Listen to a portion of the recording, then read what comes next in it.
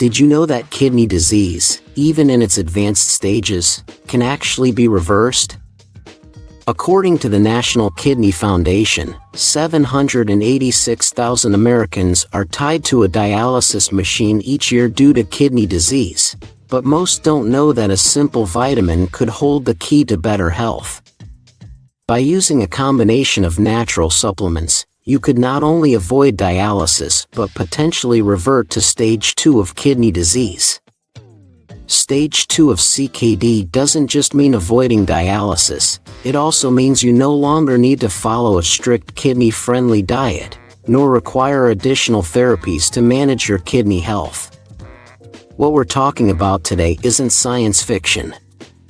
This is a real case study published in a peer-reviewed medical journal titled Reversing Chronic Kidney Disease with Niacin and Sodium Bicarbonate. It tells the story of an 81-year-old man who was only diagnosed with CKD when it reached stage 4.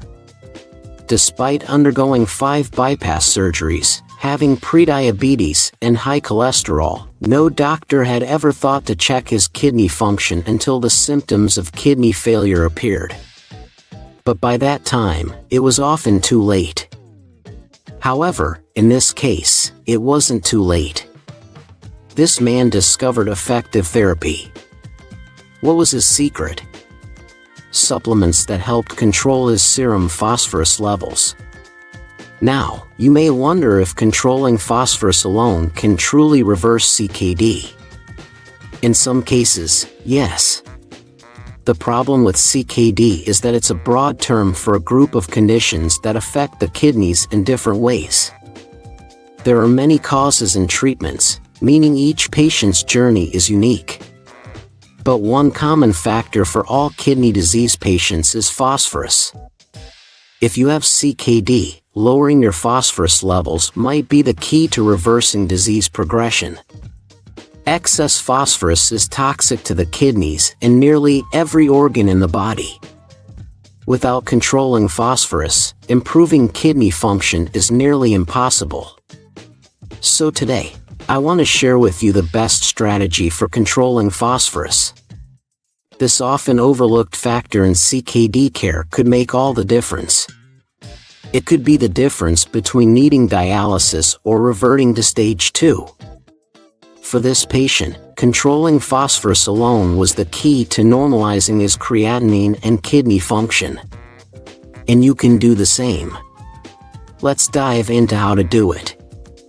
Now, you may ask, I've been worried about my potassium, oxalate, and uric acid. Should I really be concerned about phosphorus? Phosphorus is one of the most important kidney toxins. Not only does it harm your kidneys, but it could also kill you. Most studies link high serum phosphorus levels with increased mortality in people with CKD. When the kidneys cannot filter phosphorus efficiently, it combines with calcium and causes vascular calcification, leading to heart disease, heart attacks, strokes, and many other serious problems. That's why I believe high phosphorus levels are even more dangerous than high potassium levels. Phosphorus is one of the reasons red meat and fish are often restricted for kidney patients. If you still eat protein, it's best to choose phosphorus-lowering options like ant whites or beans. This is crucial. Controlling phosphorus levels is the key to significant improvements in kidney function in this case study. This patient would never have been able to return to stage 2 without controlling phosphorus. Your treatment plan and diet should focus on this if you have CKD. How did the 81-year-old patient manage to reverse his CKD and return to stage 2? He approached phosphorus control from 3 angles, and that was the key to his improvement. Specifically, he used calcium carbonate supplements, a common recommendation because of their effectiveness. He took 2 to 4 grams of calcium carbonate and acid reducers daily with meals, along with 8 grams of sodium bicarbonate each day. This combination was crucial, and I always recommend it as it helps with metabolic acidosis. What truly makes this case study stand out is the use of niacin. Niacin is not typically used to control phosphorus, but it played a significant role here. The authors of the study believe that niacin was one of the main reasons this patient improved. Niacin reduces phosphorus levels and also helps lower proteinuria. However, its use in this case was different from what I typically see in CKD patients.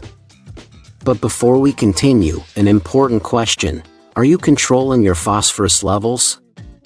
Clearly, without a proper strategy to control phosphorus, CKD will not be manageable. So, is your approach effective? Let's focus on that now, as we've seen, it could save your life. The only way to know if this crucial level is within range is by reviewing your recent blood test results. The proper range for phosphorus is 2.5 to 4.5 mg per deciliter. Any higher levels put you at high risk for rapid kidney failure. So, what can we do if your phosphorus levels are too high? There are two main strategies for lowering phosphorus: limiting absorption and using binders. Let's start with food. Your diet is probably the most important step in improving kidney function. The big question is, which foods contain phosphorus? Common phosphorus-rich foods include dairy products, meat, poultry, seafood, and processed foods like cold cuts, bacon, sausages, sodas, and sports drinks, all of which contain phosphate used as preservatives. Foods like pastries, breakfast cereals, sauces, and other packaged foods may also contain high levels of phosphorus. If your goal is to reverse kidney disease, you should completely avoid all the foods in my list. None of them are kidney-friendly. However, there are other phosphorus-containing foods that don't need to be avoided completely. These include beans, nuts, whole grain breads and cereals, and some vegetables like asparagus, tomatoes, and broccoli. As you can see, there are some phosphorus-rich foods you should avoid and others you can still include in your diet. But why is that? Why is phosphorus from some foods worse than others? Because there are different types of phosphorus in food. This is important because your body reacts very differently to phosphorus from plant-based foods compared to animal-based foods or additives. Phosphate additives are particularly problematic. These added phosphates are almost fully absorbed by your body, unlike phosphorus from animal products, which is absorbed at about 90%. But you only absorb about 30 to 40% of phosphorus from plant-based foods, which means beans, nuts, and whole grains, those still containing some phosphorus, can still be part of a healthy diet. If you've been following along carefully, you'll understand why a plant-based diet is CKD therapy. Phosphorus destroys your kidneys. In summary, if you're on a kidney-friendly diet, the first rule is to avoid meat, fish, dairy, and processed foods that contain added phosphates. Always check labels for phosphates. On the other hand, limiting foods like grains, nuts, and other plant-based foods can really help control phosphorus. You can also reduce phosphorus absorption with phosphate binders. So, what can you use to reduce absorption? Phosphate binders derived from calcium are commonly used to keep phosphorus levels low. Taking them with meals can help because calcium carbonate binds with phosphorus in the food you eat. Phosphorus is then excreted through the intestines, preventing your body from absorbing more. So, ask your doctor if you haven't been using them. These binders have other benefits. Because they are calcium-based, they can raise your serum calcium levels, which are often too low in CKD patients. Another benefit is that calcium-based phosphate binders can protect you from oxalate. In the case study of the 81-year-old patient who reversed his CKD, he was prescribed 2 to 4 grams of calcium carbonate pills daily. He took them with his main meals. This is a common prescription but may not be right for you. That's why it's important to discuss this with your doctor. Remember, phosphate binders are not a miracle supplement or a replacement for medication. They are widely used in CKD patients and are recommended according to current guidelines. If your doctor says you don't need phosphate binders, ask them to explain exactly why you don't need them. Now, as I mentioned earlier, the most important part of this 81-year-old patient's treatment was niacin, a natural form of vitamin B3. This vitamin is not commonly used to treat high phosphorus levels in CKD patients, but that could change. More than 25 cases of people with CKD have not only stopped the progression of their disease, but also reversed it by taking 3 to 5 grams of niacin each day. Here's what study authors say about niacin and CKD. But are they right? Do you really need to supplement niacin to reverse CKD? Yes, you should consider supplementing with niacin if you have CKD, but at a low dose. You see, CKD patients are often recommended to take all types of B vitamins. Niacin, in particular, can be very helpful for people with high cholesterol because it actually helps reduce your bad cholesterol. But its main benefit is different. As the study authors pointed out, niacin can reduce phosphorus by binding to this mineral in the intestines. I believe they may be right about this niacin-based therapy. I think that in the near future, this will become a more common therapy that CKD patients can benefit from. However, remember that the dosage in this study was quite high. At this dose, niacin is still relatively new and not widely tested, so stay tuned for the next part of the video and remember to consult with your doctor before considering increasing your daily B3 dose. An important question: how can niacin be the key to reversing stage 4 CKD? Niacin is a powerful form of vitamin B3 and very beneficial for your kidneys, according to science. Many studies show that niacin can lower high cholesterol and protect both your heart and kidneys. A review of studies published in the American Journal of Kidney Diseases concluded that niacin positively affects several risk factors affecting GFR decline, such as HDL cholesterol levels, triglyceride levels, oxidative stress, inflammation markers, endothelial function, and serum phosphorus levels.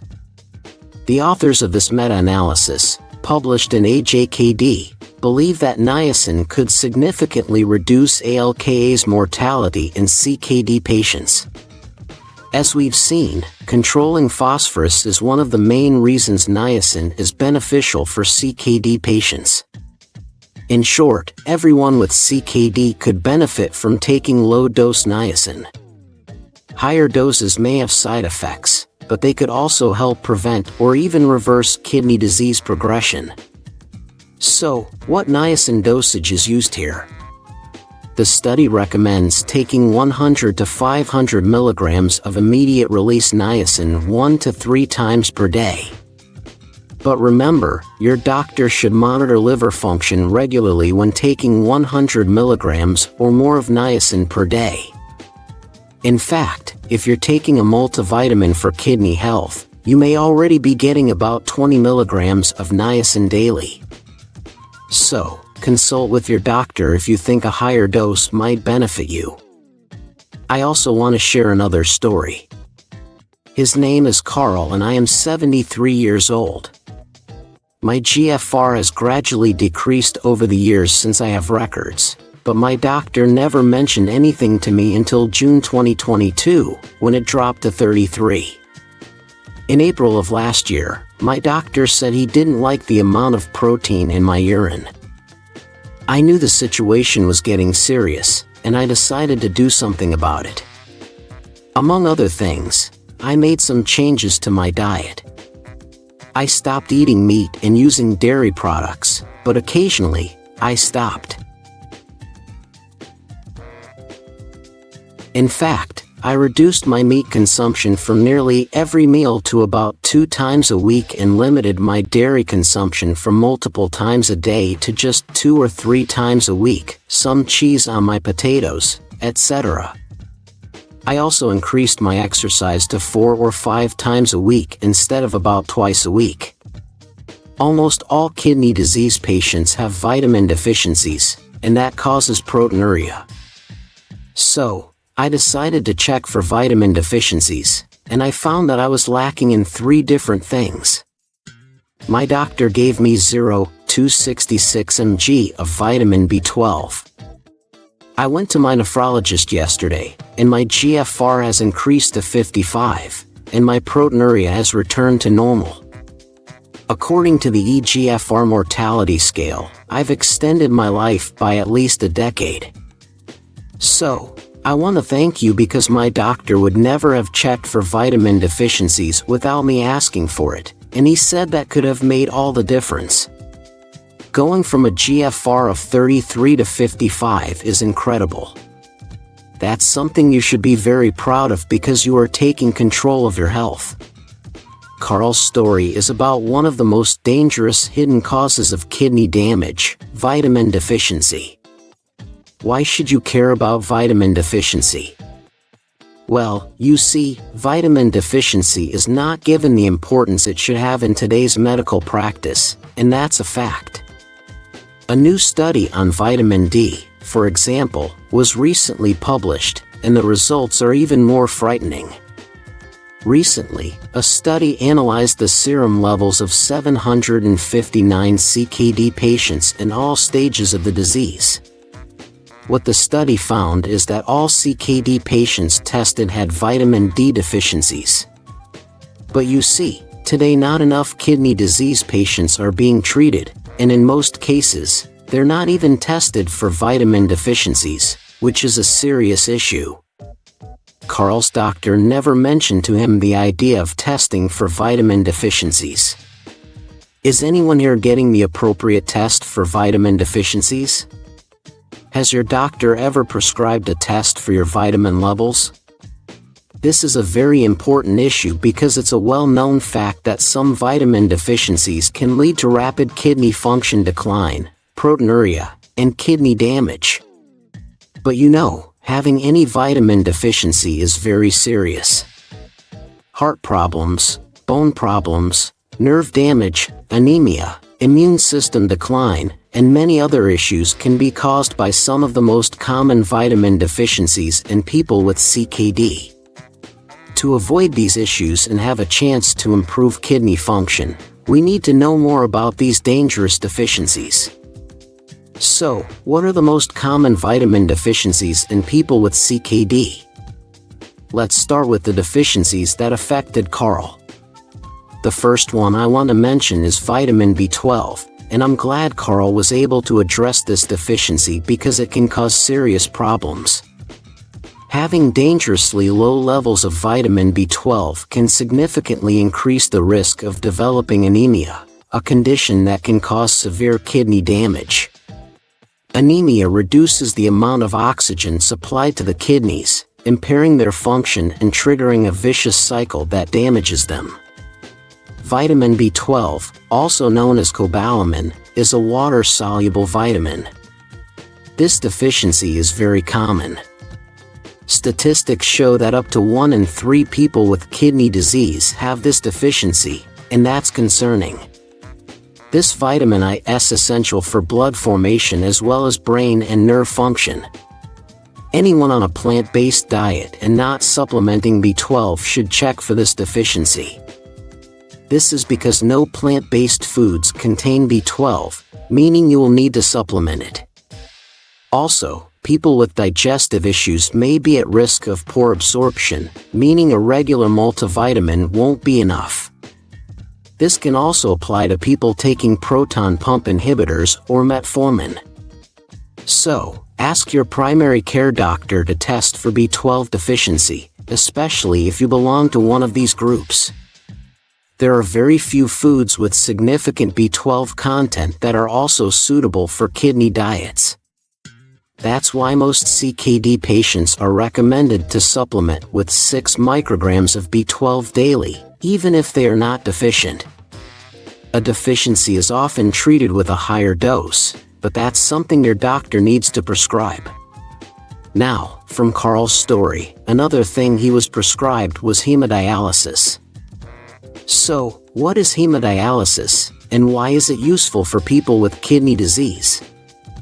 Hemodialysis is just the trade name for a special form of vitamin D called calcifediol. As I mentioned, almost every kidney patient has low levels of vitamin D. And this is not because they don't eat enough vitamin D-rich foods or spend enough time outdoors. It's because their kidneys play a crucial role in converting vitamin D from sunlight, food, and supplements into the active form the body can use.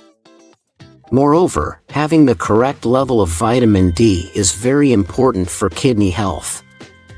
Vitamin D deficiency is directly linked to proteinuria, a predictor of kidney function decline. What's scary is that almost every kidney patient has dangerously low levels of this vitamin. So, here's something we can all learn from Carl's story. Make sure your vitamin D levels are stable. Get this vitamin checked and supplement it properly if you care about your kidneys. Now, recent studies show that providing regular vitamin D3 supplementation for those with stage 3 or higher kidney disease is not enough because their kidneys may not be able to activate enough vitamin D3. Often, supplementing with an activated form of vitamin D is recommended. Today, there are many activated forms of vitamin D available that your doctor can prescribe. These medications are called vitamin D derivatives. They include calcitriol, paracalcitol, and others. Not everyone will be prescribed 0.266 mg of hemodialysis as Carl was. That's a monthly dose, by the way.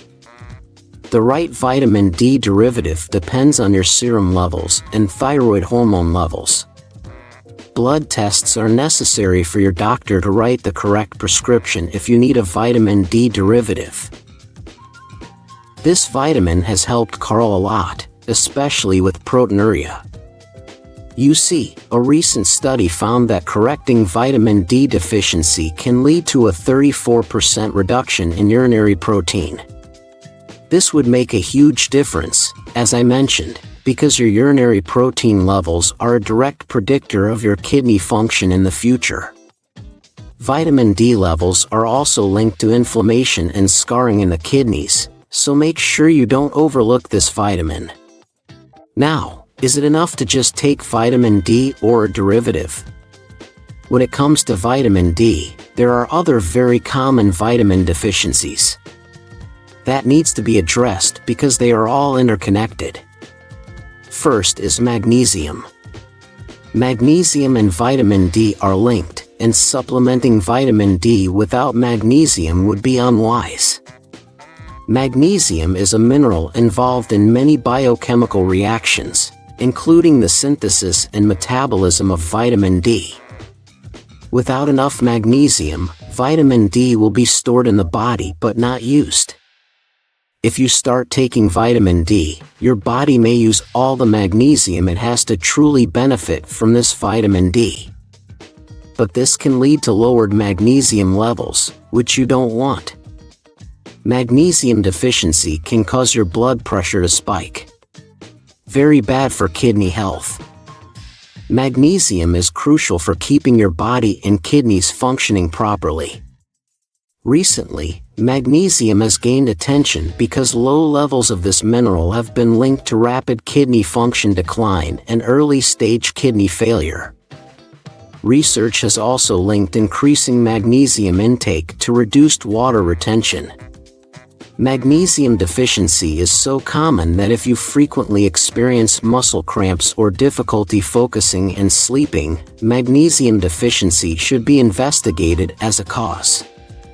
In summary, if you are supplementing with vitamin D, which you should, make sure to also supplement magnesium.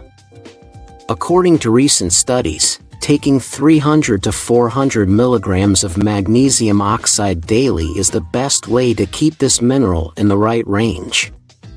But while you should always take vitamin D in the morning, I recommend taking magnesium in the evening as it helps you sleep. There's another important vitamin to supplement with vitamin D, vitamin K2. One of vitamin D's main functions is to transport calcium from your diet through your arteries. Vitamin K2 helps ensure that calcium goes to the right place, being absorbed by your bones. Without enough vitamin K2, patients supplementing with vitamin D have a higher risk of vascular calcification, which is certainly not something you want. A very important question: what vitamins should all kidney disease patients supplement? We've seen the importance of supplementing vitamin B12, vitamin D, vitamin K2, and magnesium. But these aren't the only deficiencies you may encounter if you have kidney disease. In fact, while supplementation may not be very helpful for the general population, it's a different story for people with CKD. There are many vitamins that nearly everyone with CKD can benefit from supplementing. One of the vitamins you need the most is vitamin C. Vitamin C is widely known for its antioxidant function. It actively improves immune health and protects oxidative stress. Remember, if you want to fight kidney disease and diseases in general, you need as many antioxidants as possible. Vitamin C is especially recommended for people on a low potassium diet. You see, some of the best sources of vitamin C, such as citrus fruits, bell peppers, papaya, broccoli, tomatoes, and kale are also high in potassium. If you don't eat these foods regularly, you may need a supplement to keep this vitamin in the right range. And yes, supplementing with low doses of vitamin C from 60 to 100 milligrams daily is a valid strategy to help the kidneys. Unfortunately, when it comes to vitamin C, you don't need a special form like with vitamin D. But not all supplements you find will be suitable for CKD patients. For one thing, they often come in high doses. Sometimes you can even find vitamin C supplements with 1,000 milligrams, which is 10 times the amount you need. Definitely not good. Don't take more than 100 milligrams of vitamin C daily without a prescription from your doctor. Additionally, there are two forms of vitamin C on the market: sodium ascorbate and ascorbic acid. Sodium ascorbate is not safe for those on a low sodium diet. It contains sodium or salt, which is known to raise blood pressure. Always prioritize ascorbic acid. Another vitamin that is very important for kidney health is vitamin B. This vitamin fights diabetes, anemia, and cholesterol. All the B vitamins should be supplemented when battling CKD. They can all help improve your kidney health. B1 and B7 protect you from diabetes. B3 fights cholesterol. B6, B9, and B12 are important for anemia. Vitamin B6 is often too low in people with kidney problems, and it is crucial for the nervous system and immune system. Vitamin B2, riboflavin, boosts the immune system and fights headaches. Vitamin B3 or niacin helps reduce cholesterol. Vitamin B5 fights stress, while B7 and B1 lower blood sugar and diabetes. In summary, if you have CKD, you may need to focus on supplementing vitamins in a way that the general population does not. There are many vitamins you really need to protect yourself. Unfortunately, while the general population may only need to take a multivitamin or an arbitrary vitamin from the supermarket shelf, people with CKD should avoid anything containing vitamin A or vitamin E. there are specific multivitamins designed especially for people with kidney issues. Some well-known ones include Renovite, Nephrite, and Premal Plus. But you see, I often recommend that you learn more about vitamins because they are truly important for you. As we've learned from Carl's story, many people are suffering from vitamin deficiencies without even knowing it. So I highly recommend that you get regular checkups and supplementation. If you're looking for effective ways to take care of your kidneys, don't forget to check out the tips in this video and start applying them today. If you found the information helpful, please hit like, share it with your friends, and don't forget to subscribe to the channel so you don't miss any future videos. Thank you for watching, and wishing you all good health, with strong and healthy kidneys.